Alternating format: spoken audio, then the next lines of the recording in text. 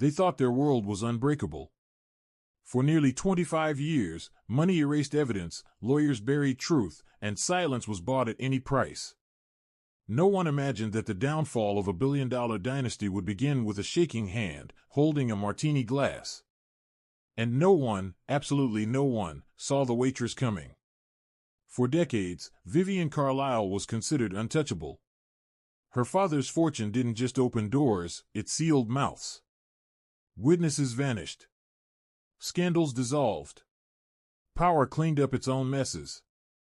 But there was one variable no one bothered to account for. Elena Rowe wasn't a rival. She wasn't a spurned lover or a disgruntled insider. She was invisible. A minimum wage server who existed only to move quietly through rooms she could never afford to enter. Until the night she shattered everything. On August 9th, inside a private penthouse dining club high above Midtown, Elena didn't just spill a drink. She cracked the foundation of the Carlisle empire. This isn't a fairy tale. It's the unsettling true story of how the person pouring the drinks ended up holding the power. If you live in New York, you already know there are two cities stacked on top of each other. There's the lower city, the real one, where people squeeze through subway turnstiles, count change for pizza, and measure their lives in rent cycles. And then there's the upper atmosphere. Not just wealth, but altitude. A frequency. It exists in glass-walled penthouses overlooking Central Park, and members-only clubs where entry requires a political favor, and inside blacked-out SUVs idling silently along Fifth Avenue. Elena Rowe lived firmly in the first city. She rented a cramped fourth-floor walk-up in Astoria, where the radiator rattled all night and the stairwell smelled faintly of bleach and burnt coffee. But every evening, she clocked into the second city.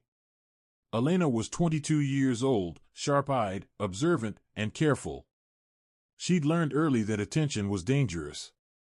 Her GAZE stayed low. Her posture stayed neutral. She worked at Nocturne, a supper club so exclusive it didn't advertise. No sign. No website. Just a thick steel door tucked into a narrow cobblestone street in Soho. At Nocturne, servers weren't trained to shine. They were trained to disappear. The rule was drilled into them from day one. See everything. Say nothing. Never make eye contact unless spoken to. On a stifling Tuesday night in early August, the air inside Nocturne felt charged. Heavy with expectation.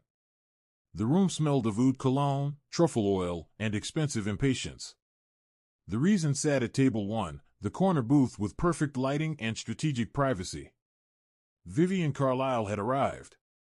She was the only daughter of Edgar Carlisle, a private equity magnate whose influence stretched across half of Manhattan. Vivian was striking in a way that felt deliberate, almost confrontational. Platinum hair sculpted into place. A smile that never softened her eyes. She arrived with her usual entourage, Logan Pierce, heir to a broadcasting fortune and infamous for his reckless driving, plus a cluster of impeccably dressed companions whose laughter came half a beat too late. Elena was assigned to table 1.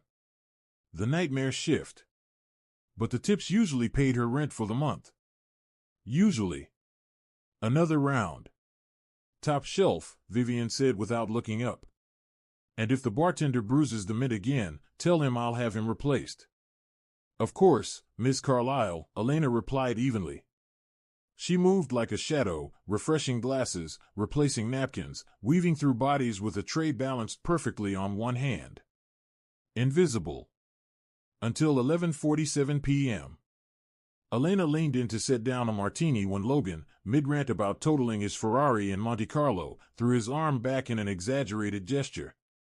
His elbow slammed into her ribs. The tray tilted. For a suspended heartbeat, Elena fought gravity, her wrist burning, muscles straining, but physics didn't negotiate. The martini tipped. Clear liquid SPL. Ashed straight into Vivian Carlisle's lap. The vodka soaked instantly into her white silk couture dress, the fabric turning translucent under the low light. Music kept playing. But table 1 went dead silent. Vivian stared down at the damage, then slowly lifted her gaze. I'm so sorry, Elena said, reaching for a napkin. Sir, you hit my arm. Don't, Vivian said softly. The word cut like glass. She stood, the damp silk clinging to her legs, eyes locked not on Logan, the one responsible, but on Elena. You stupid, clumsy little animal, Vivian snapped, her voice carrying across the room. Nearby conversation stalled. Heads turned. Do you have any idea what this dress costs? It's worth more than everything you own combined. It was an accident, Elena said, jaw tight. She knew the rule. Apologize even when you're right. But something in Vivian's voice, something stripping her of humanity, lit a spark in her chest.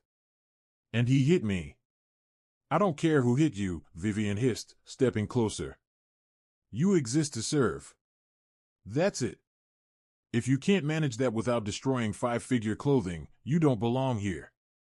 Vivian reached for a glass of red wine, a rare bottle priced at nearly $4,000.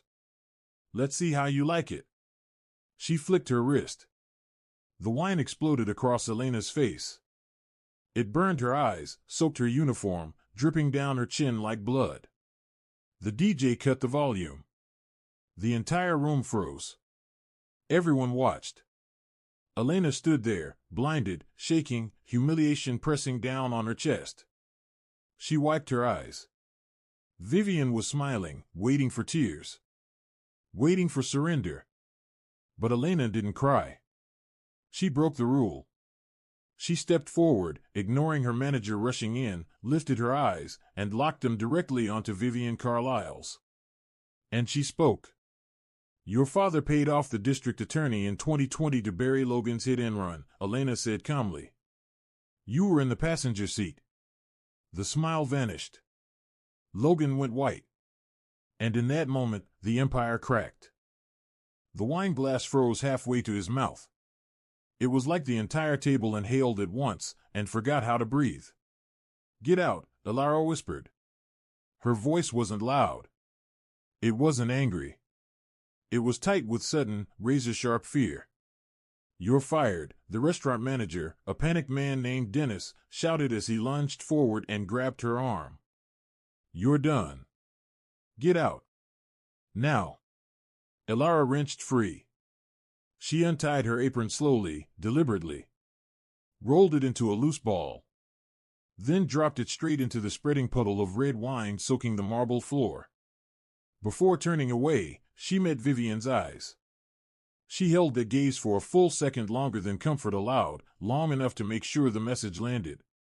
Long enough to let her know that the girl she never noticed had been watching, listening, remembering everything. Then Elara turned and pushed through the heavy iron door, stepping into the thick, sticky night air of the city. The humidity clung to her skin as adrenaline tore through her veins, leaving her hands shaking and her pulse roaring in her ears. She had just lost her job. More than that, she'd almost certainly erased herself from every elite restaurant within a dozen miles. But as she walked toward the subway entrance, she didn't feel fear. She felt something colder. Sharper. The quiet satisfaction of someone who had just fired the opening shot. Because Vivian didn't know the truth. She didn't know that Elara wasn't just a waitress. Elara had taken that job at Belcourt on purpose. She'd been tracking Vivian Cross for nearly 2 years. And now, finally, the game had begun. The next morning, Elara's phone was dead silent. No calls. No threats. No messages. She sat perched on her narrow fire escape, sipping burnt instant coffee from a chipped mug, replaying the night over and over in her head. She knew retaliation was coming. Men like Harold Cross didn't tolerate loose ends. And women like Vivian didn't forgive being challenged, especially in public. She pecked legal notices. A cease and desist. Maybe worse. She did not expect the black town car. It rolled to a stop outside her Queens building just after 10:30, looking absurdly out of place among scratched sedans and spray-painted delivery vans. A man in a charcoal suit stepped out. He didn't look like a lawyer. He looked like someone who cleaned up messes. The buzzer crackled. Miss Hale, the voice said evenly. Miss Cross would like a word. Every instinct screamed at her to run. But she'd come too far for that. Elara grabbed her bag, made sure the pepper spray was still in her pocket, and headed downstairs. The ride was silent. They didn't drive toward Midtown. They didn't head for offices or courtrooms. Instead, the city slowly peeled away, concrete giving way to trees, traffic thinning, the air growing cleaner by the mile. Nearly 2 hours later, the car turned onto a private coastal road. The Cross estate rose ahead of them, glass and steel perched above the ocean, all sharp lines and reflective surfaces. It looked less like a home and more like a fortress built by someone who'd never worried about being loved. Elara was led onto the rear terrace. Vivian was already there, stretched across a white chaise, oversized sunglasses hiding her eyes. A silk wrap fluttered lazily in the sea breeze. No sign of Ethan anywhere. No invitation to sit. You know, Vivian said casually, lifting her iced tea, my father's attorneys drafted a lawsuit this morning. Defamation. Breach of contract. Emotional distress. She smiled thinly. We could bury you in paperwork until your grandchildren are still paying it off. It's not defamation if it's true, Elara replied, standing her ground. And you know it is. Vivian lowered her sunglasses. The sting from the night before hadn't faded, but beneath it, something new glimmered. Curiosity. How do you know? She asked. About the accident. Elara didn't hesitate. I serve drinks. People don't look at staff, Vivian. We. Furniture. You and Ethan talked about it 3 weeks ago, corner booth. You laughed about how cheap the settlement was. Vivian studied her carefully. You're smarter than the people I usually tolerate. Is that why I'm here? Elara asked flatly. For compliments? No, Vivian said, standing and walking toward the balcony's edge, waves crashing below. You're here because you're dangerous. She turned back, a slow smile curling at her lips. My father wants to erase you. But I had a better idea. She picked up a leather folder and slid it across the table. That's a non-disclosure agreement, Vivian said. It buys your silence. And your survival. I'm not signing it. There's a second clause, Vivian replied. Read. Elara opened the folder, scanning until her breath caught. Position, personal assistant and living companion. Compensation, $165,000 annually, plus housing and travel. Elara looked up, stunned. You want to hire me? I want my enemies close, Vivian corrected. If you work for me, you sign the NDA. If you break it, you go to prison. But if you stay, you live here. Travel with me. Taste the life you pretend to hate. Why? Elara asked. Vivian stepped closer, voice dropping. Because I need someone real. And because it would be fun to see how long your morals last once you're drowning in luxury. Everyone has a price. She wanted to find Elara's. It was a trap. Elara knew it the moment the words left her mouth. Vivian wanted to tame her. Break her. Prove that even the girl who stood up to her could be bought. What she didn't know, what she could never imagine, was the truth. She didn't know that Elara's mother had once been Harold Cross's private secretary. She didn't know about the birth certificate locked away in a safety deposit box. She didn't know who Elara really was. Elara wasn't walking into the lion's den to serve the queen. She was walking in to burn the kingdom down. And this was only the beginning. Mara finally held access she'd been praying for. She reached into her bag and pulled out a pen, her fingers steady even though her pulse wasn't. The contract lay open on the desk between them. Dense paragraphs. Legal language designed to trap people who didn't read closely. She scanned it once more, then lifted her eyes to Evelyn. I have one condition, Mara said calmly. Evelyn's smile didn't move. You're not in a position to negotiate. Mara didn't blink. I want my student loans cleared today. Paid in full. Separate from the salary. For half a second, the room was silent. Then Evelyn laughed, light, musical, almost delighted. Done. That's pocket change. Mara signed. The ink felt heavier than it should have. Thick. Final. Like she was signing something far more permanent than paper. Welcome to the family, Evelyn said warmly. She smiled.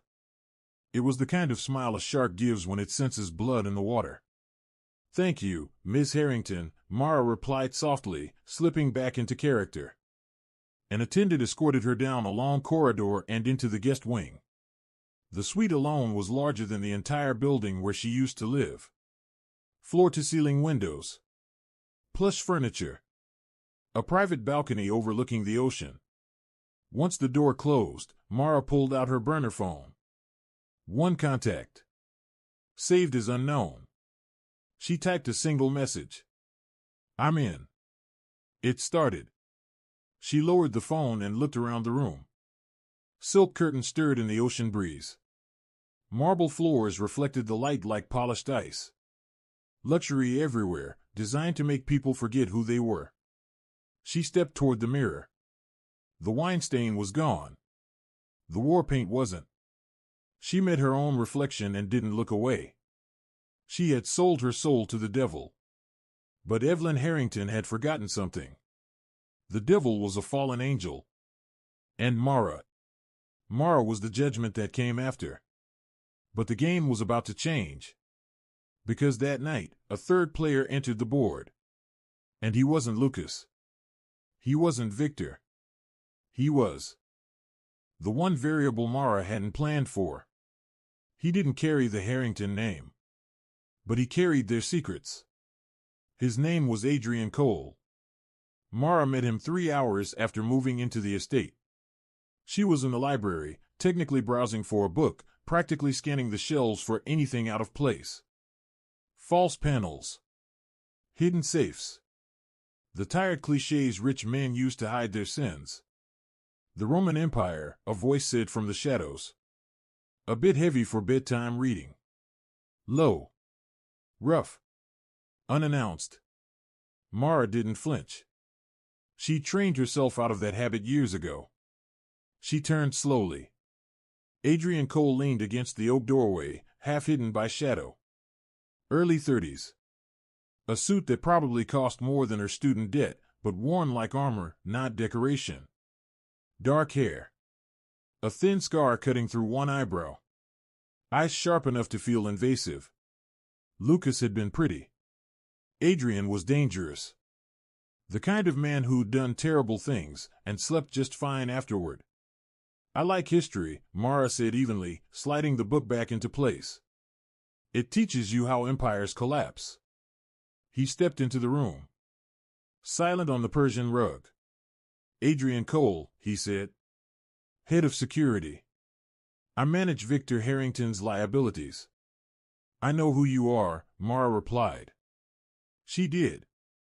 Adrian Cole was the cleaner. When Evelyn got arrested for drunk driving, the report vanished. When business partners pushed too hard, Adrian paid them a visit. He was the gatekeeper she'd eventually have to get past. And I know who you are, Adrian said, stopping a few feet from her. Too close. Intentionally. The waitress who embarrassed Evelyn. Now her little project. He studied her like a weapon being evaluated. She thinks you're a toy. A distraction. And you? Mara asked. I think you're a grifter, he said flatly. I ran your background the moment Evelyn called me. He took another step closer. Mara Ellis. Born in the Bronx. Mother died 6 years ago. No father on record. Community college dropout. Financially corn. Red. His voice never changed. Desperate people are dangerous. She caught the faint smell of rain and tobacco on his jacket. This is how it works, Adrian continued. Break a vase, I don't care. Pocket a spoon, I don't care. But if you go near Victor Harrington's office, his computer, or his files. He leaned in just enough for the threat to land. I won't fire you. I'll dismantle you. Silence. Mara lifted her chin and smiled anyway. I'm just here to carry Evelyn's purse, Mr. Cole. You're seeing threats where there aren't any. Adrian watched her for a long, uncomfortable moment. We'll see. The next 2 weeks were psychological warfare. Evelyn didn't treat Mara like a servant. She treated her like a doll. Wear this, Evelyn would say, tossing a dress 2 sizes too small across the bed. We're going to brunch. At brunch, Mara became the rescue project. Evelyn's friends asked invasive questions with syrupy smiles. What was public transportation like? Had Mara ever shopped at discount stores? Wasn't it adorable how hard she was trying? Mara answered everything with polite emptiness, while memorizing names, marriages, grudges, and whispered scandals. The real work happened at night. She mapped the estate. Smart cameras everywhere, but not everywhere. Blind spots in servant corridors. Gaps along the back patio. Then, one Tuesday evening, Victor Harrington came home. A helicopter descended onto the lawn, rotors shredding the sea mist into chaos. Mara watched from her window as the man who'd abandoned her mother stepped out. Older than his photos. Heavier. Angry. Already on the phone. Her father. She needed access. A fingerprint. A voice sample. Anything to reach the encrypted server where he had proof of his offshore crimes, the same deals her mother had written about in old, forgotten journals. The opening came 2 nights later. Evelyn hosted a casual cocktail hour for Victor's associates. Mara was assigned to pour drinks, Evelyn's idea of reminding her where she came from. She moved through the room with a champagne tray. And there he was. Victor stood alone by the fireplace. This was it. Champagne, Mr. Harrington? He turned. Cold gray eyes. Distracted. Impatient. He reached for a glass. As he took it, Mara let her fingers brush against his. Not flirtation. Precision. He was searching her quickly, checking for a ring, a watch, anything she might have grabbed without thinking. His movements were sharp, professional. But then their eyes met. And Richard froze. He didn't just glance at her this time. He stared. Really stared. The color drained from his face as if someone had pulled the plug on him. His brow furrowed, his breathing slowed, and something unreadable flickered behind his eyes. Do I know you? He asked, his voice rough, almost hoarse. Maya's heart slammed into her ribs. She knew what he was seeing. She had seen the old photographs herself. At 23, she was the mirror image of her mother, the same eyes, the same mouth, the same bone structure that haunted Richard's past. I'm Maya, she said carefully, forcing steadiness into her voice. Sir. Serafina's new assistant. Richard didn't blink.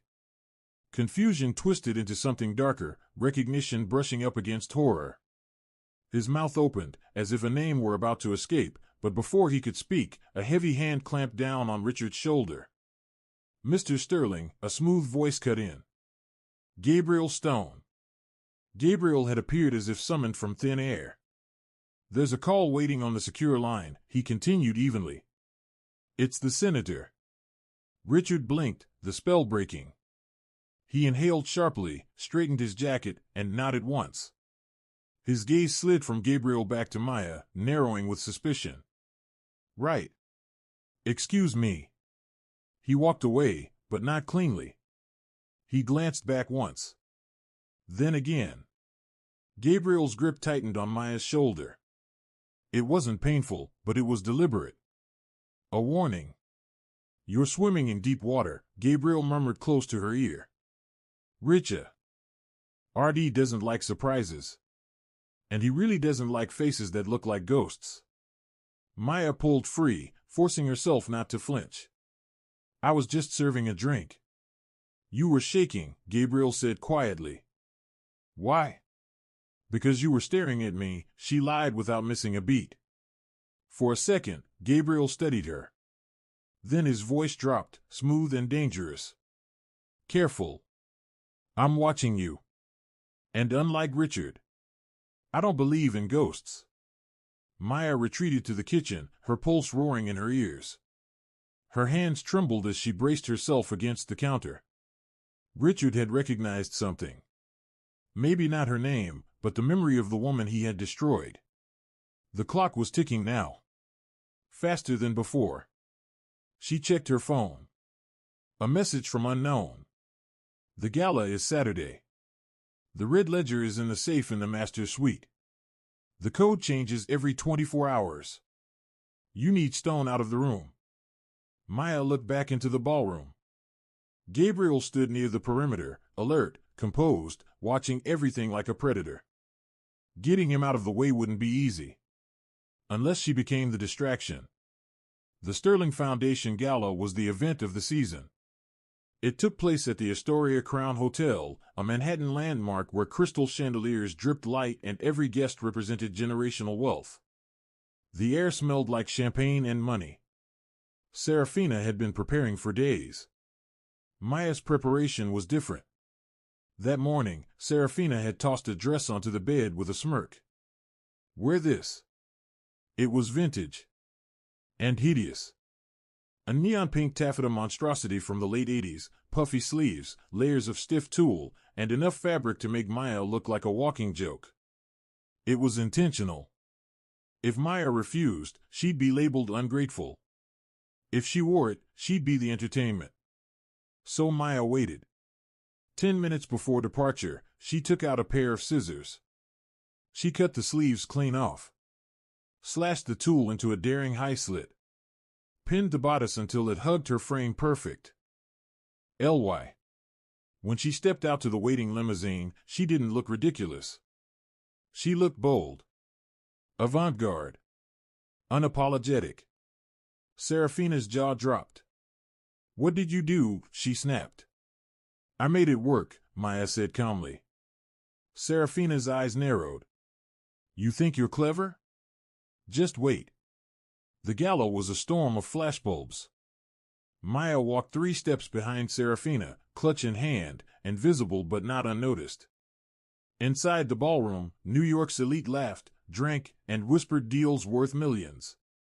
Gabriel Stone was there, of course. Black tuxedo. Earpiece in place. Eyes sweeping the room with mechanical precision. When he spotted Maya in the altered pink dress, something almost human flickered across his face. Impressed amusement. Then it vanished. The plan was simple. During the keynote, Richard would be on stage. Gabriel would be guarding it. The master suite upstairs would be left with minimal security. Maya needed minutes. Just minutes. But Serafina struck first.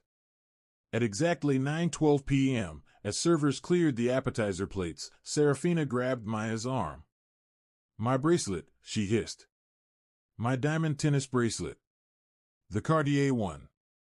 It's gone. I haven't seen it, Maya replied. I gave it to you, Serafina said louder. In the limo. The clasp was loose. Heads turned. You didn't give me anything, Maya said evenly. You thief. Serafina shrieked. Daddy, she stole my bracelet. The room fell silent. Richard turned from his conversation with the mayor. Security closed in. Gabriel was at Maya's side instantly. Check her bag, Serafina demanded, pointing. Maya's stomach dropped. She knew the bracelet was there. Serafina must have slipped it in while Maya was distracted earlier. If they found it. Prison. Game over. Give me the bag, Gabriel said. Maya met his eyes. She saw it, the expectation. He was certain. I didn't take it, she whispered. You know I'm not stupid enough to steal jewelry. The bag, Gabriel repeated. Her hands shook as she handed it over.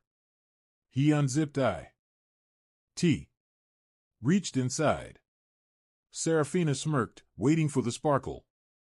Gabriel paused. He looked at Serafina. Then back into the bag. Slowly, he withdrew his hand.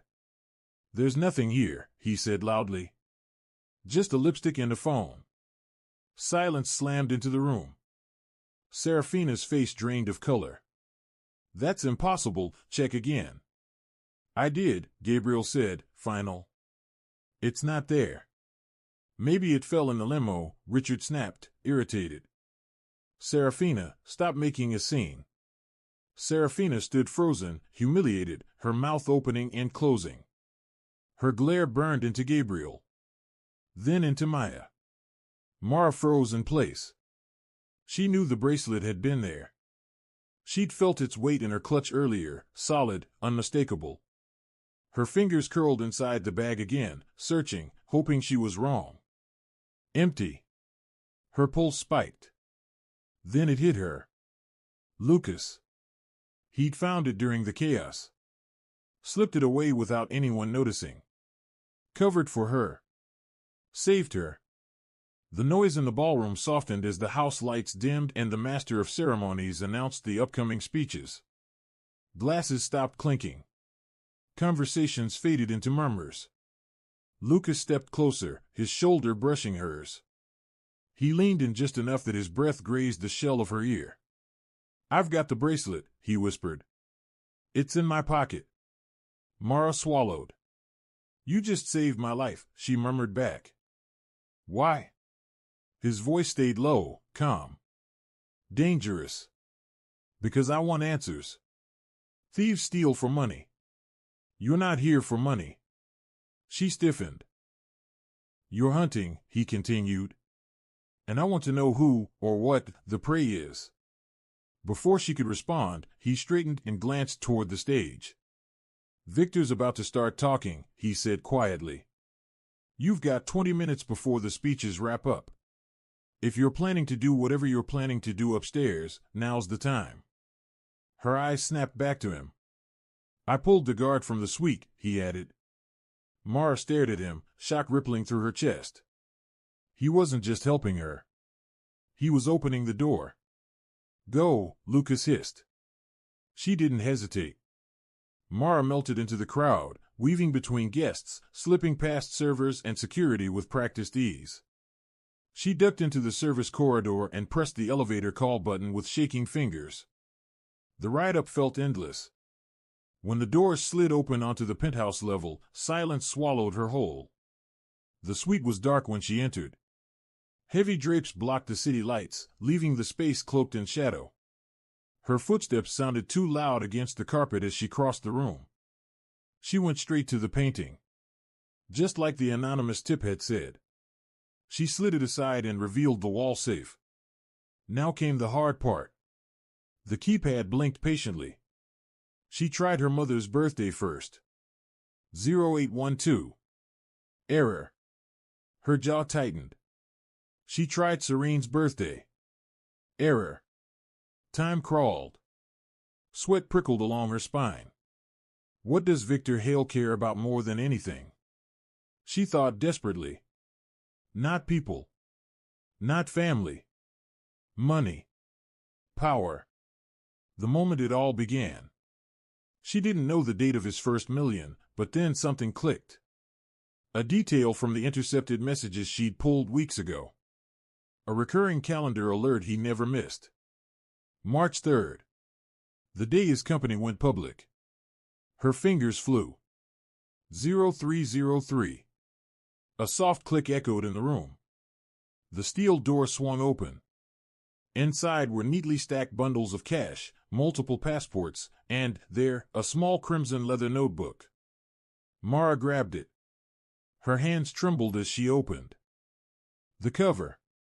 It wasn't numbers alone. It was names. Judges. Senators. Police commissioners.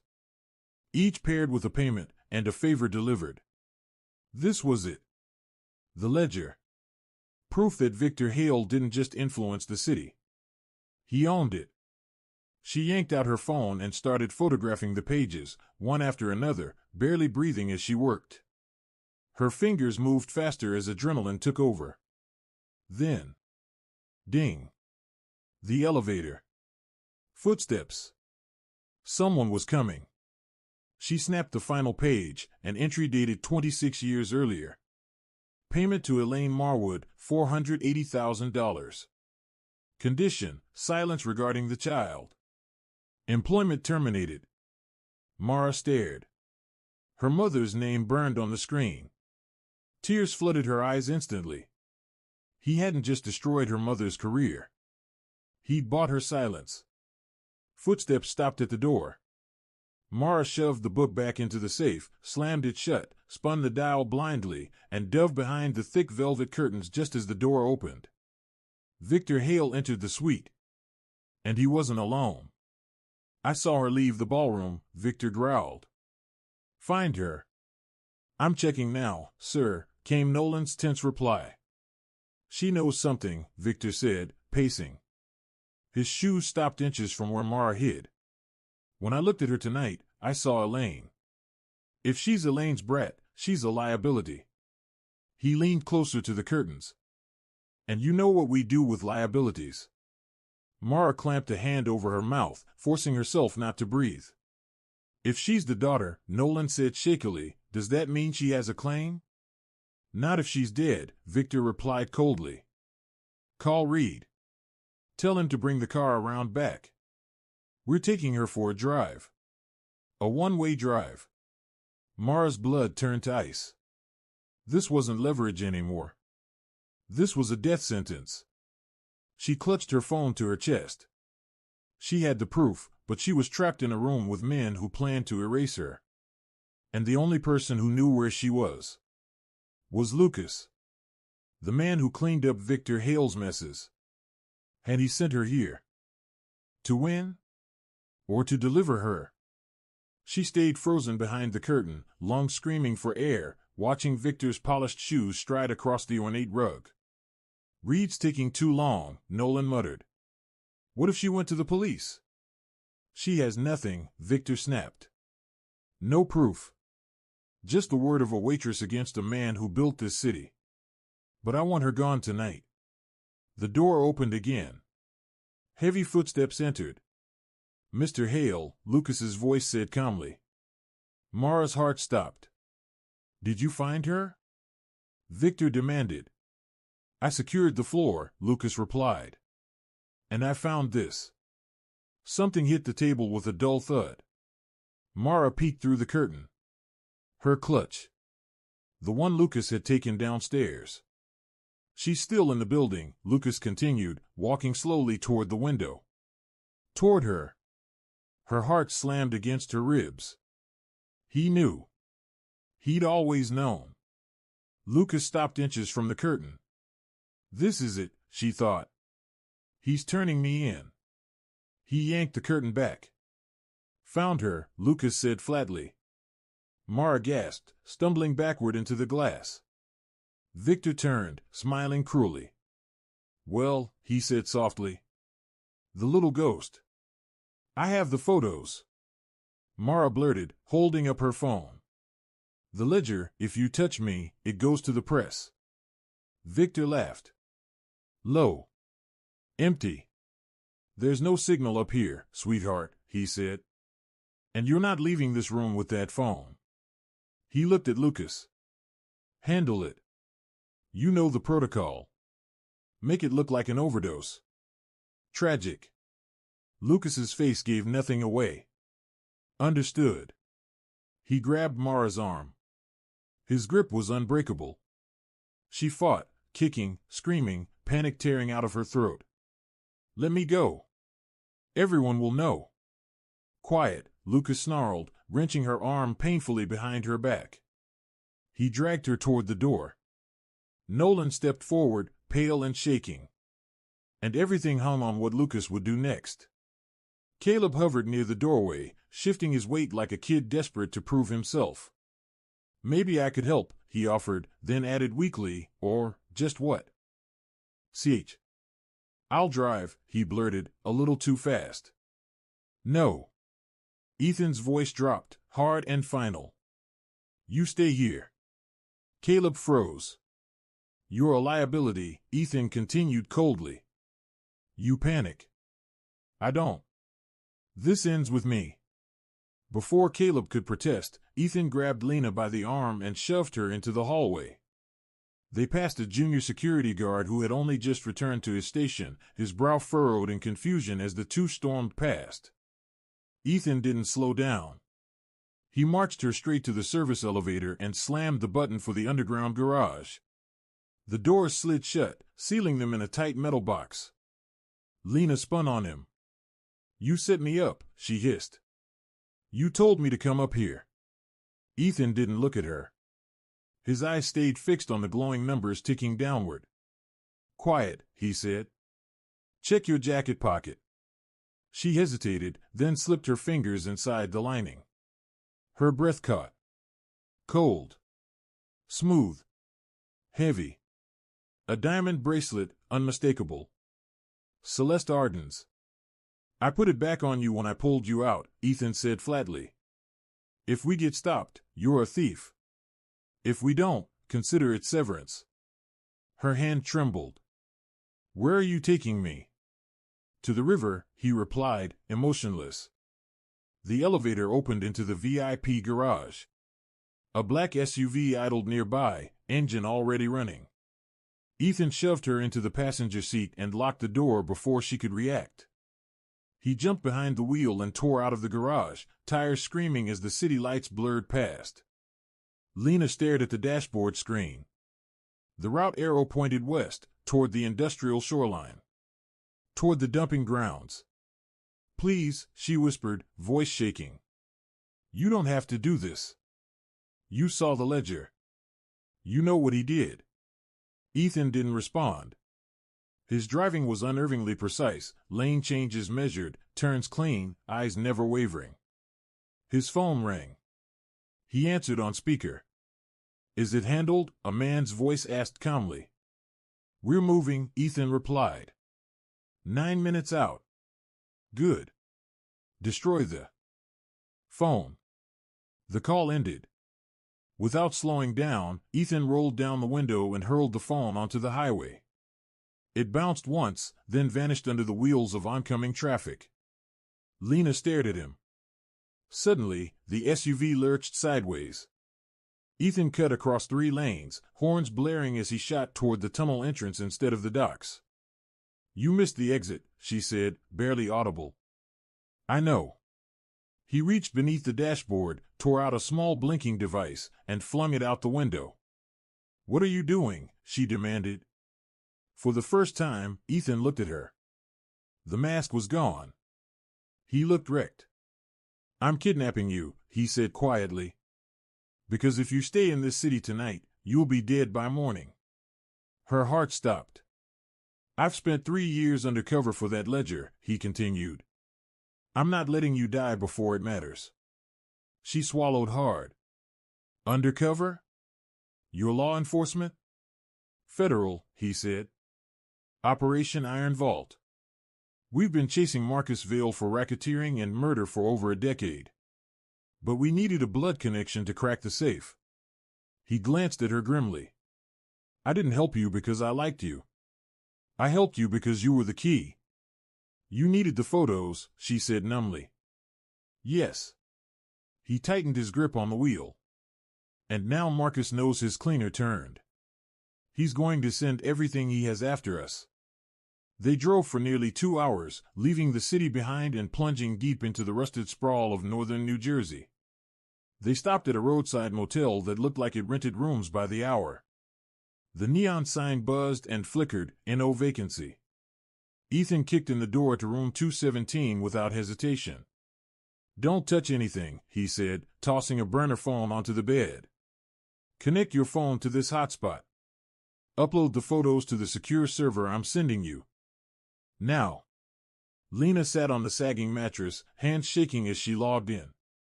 Why didn't you tell me? She asked. Because you're a terrible liar, Ethan said. Check. ING is weapon. If you'd known the truth, he would have read it all over your face. Fear looks real. You almost broke my arm. I saved your life. The upload bar crawled forward. 25%. 50%. He stopped suddenly. The woman in the ledger. Who was Eleanor Briggs? Lena didn't look up. My mother. Silence. She was his assistant, Lena continued. They had an affair. When she got pregnant, he paid her to disappear. Made her sign papers. $500,000 to erase us. And the money? Ethan asked quietly. Hospital bills, she said bitterly. She got sick when I was 9. It was gone by 11. She died in a hospice room while he lived behind marble gates. The upload hit 92%. The motel phone rang. The sound sliced through the room. Ethan froze. No one was supposed to know they were there. He motioned for Lena to stay back and picked up the receiver without speaking. A woman's voice purred, smooth and amused. Hello, Ethan. It wasn't Marcus who followed you. His eyes widened. It was Celeste. He slammed the phone down. We have to move. Now. What happened? They traced us through your upload, he said, realization hitting hard. Metadata. The server. Marcus owns the hosting company. Glass exploded. A tear gas canister smashed through the window, spewing white smoke across the carpet. Move! Ethan grabbed Lena, shielding her as he kicked open the back door. They spilled into the alley behind the motel. Sirens wailed, not police, but private security. Black SUVs swarmed the lot. There, someone shouted. 2 men in tactical gear rounded the corner.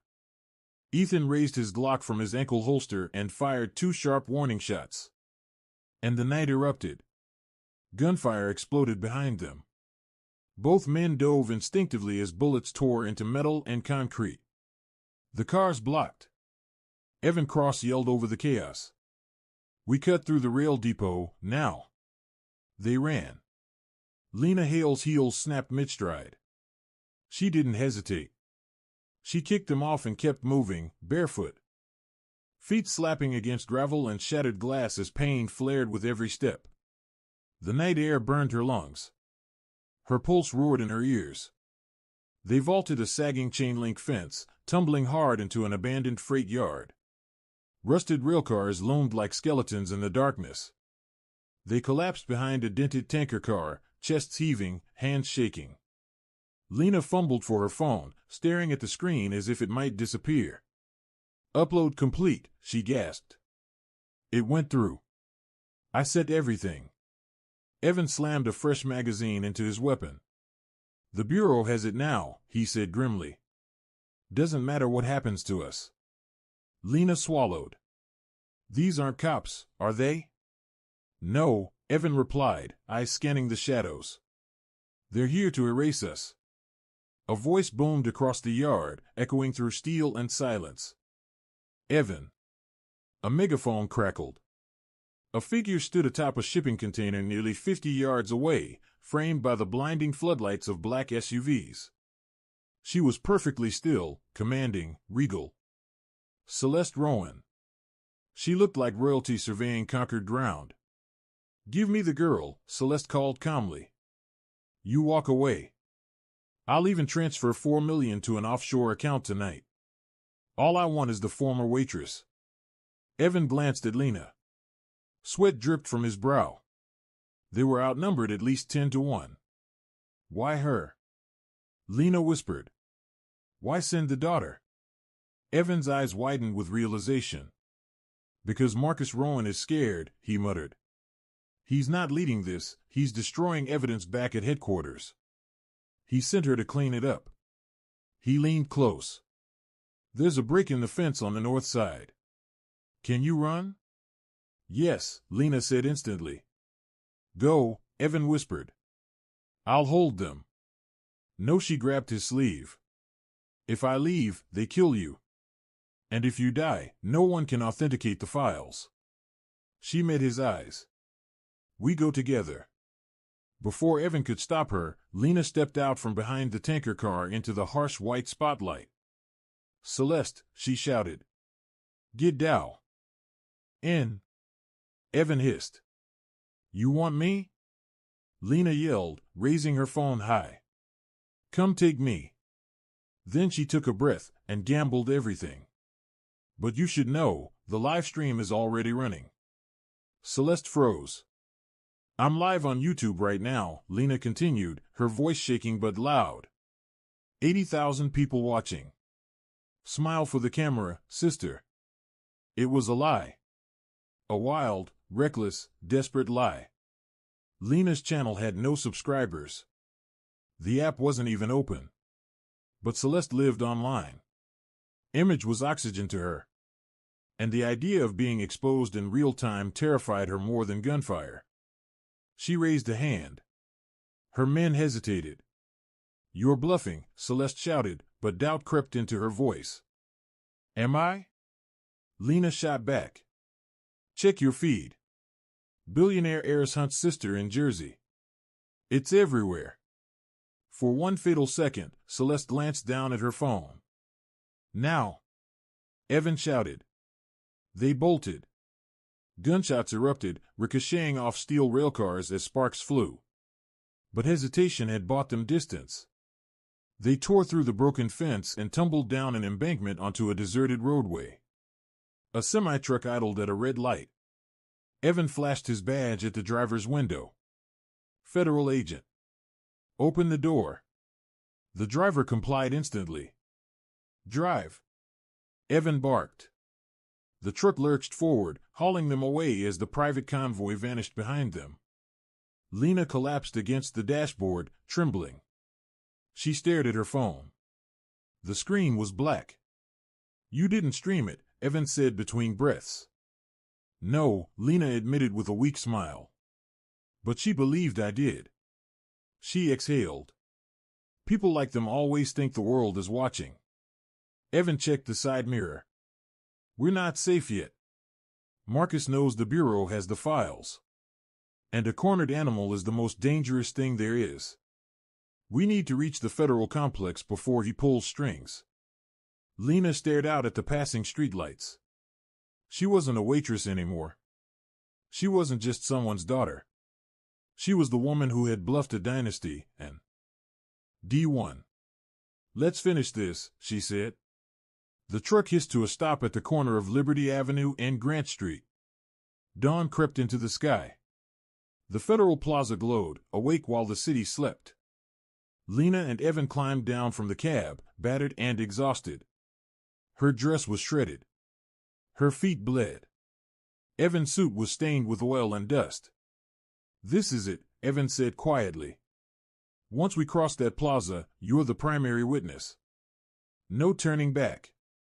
"I never planned to," Lena replied, gripping her phone like a weapon. They reached the steps. Then tires screamed. 3 black sedans slammed to the curb. 6 men stepped out, suits, polished shoes. Lawyers. Leading them was Harold Whitman, the most feared defense attorney in the state. They called him the Mortician because truth never survived his cases. "Miss Hale," Whitman called smoothly. "Stop right there." Evan moved in front of her. "She's in federal custody," Evan warned. Whitman smiled. "She's a mentally unstable young woman who illegally obtained proprietary data." He raised a document. "Emergency injunction. Signed by Judge Holloway 12 minutes ago. She's to be remanded to psychiatric care immediately." Marcus had woken a crooked judge. "It's over," Whitman said gently. "Your father just wants to help you." "He's not my father," Lena said coldly. "He's my target." "Take her," Whitman ordered. The guards lunged. Evan tackled one, both crashing onto the stone steps. Another reached for Lena. Federal agents. On the ground. The glass doors exploded open. A dozen tactical agents surged out, rifles raised, led by Assistant Director Helen Price. Everything froze. And just like that, the hunt was over. Carver, step back right now, or I will arrest you for obstruction. Agent Morales didn't shout. She cut through the chaos. The command snapped like a whip across the room. Carver stopped mid-step.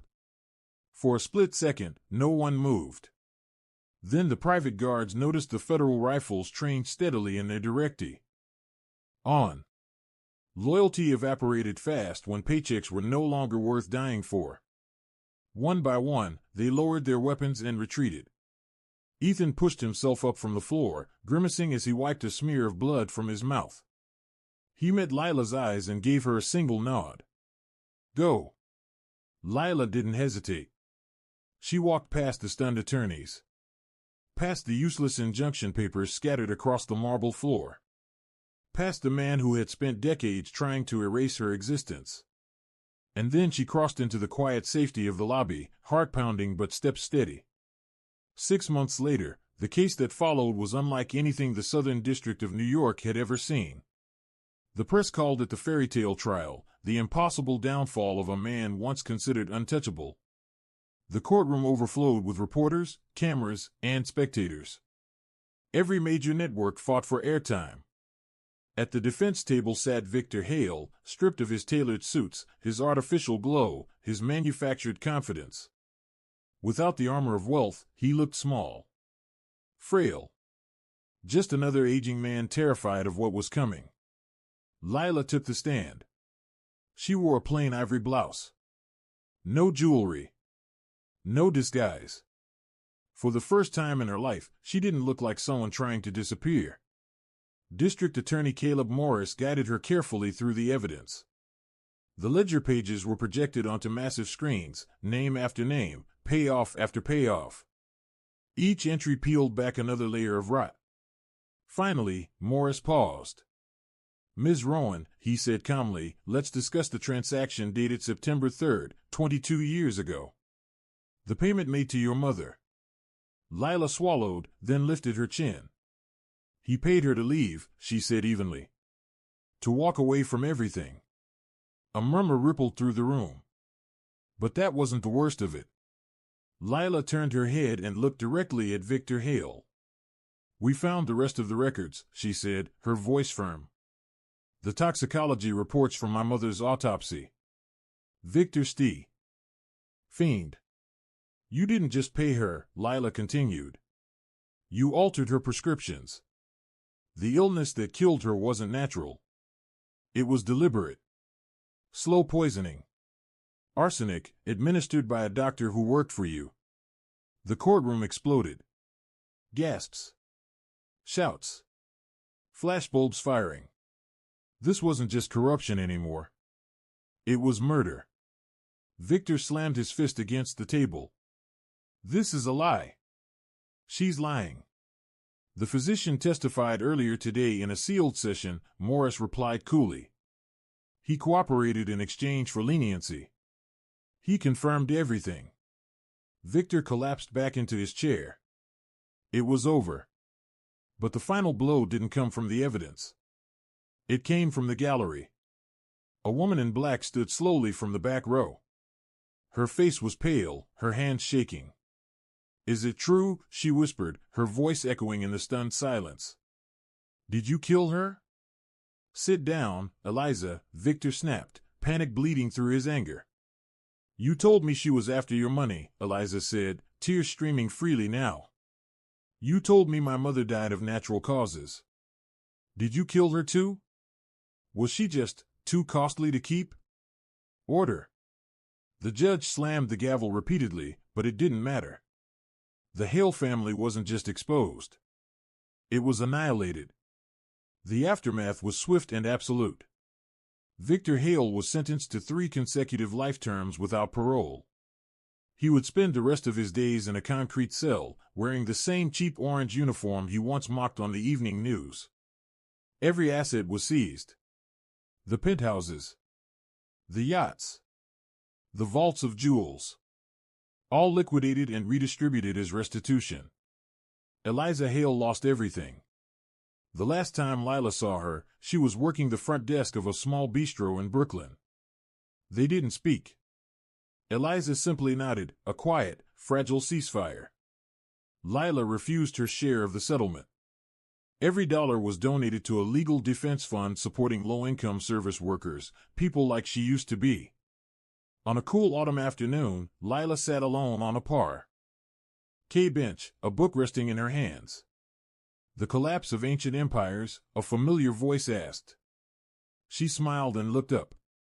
Ethan Cross stood there, no badge, no suit, no tactical gear.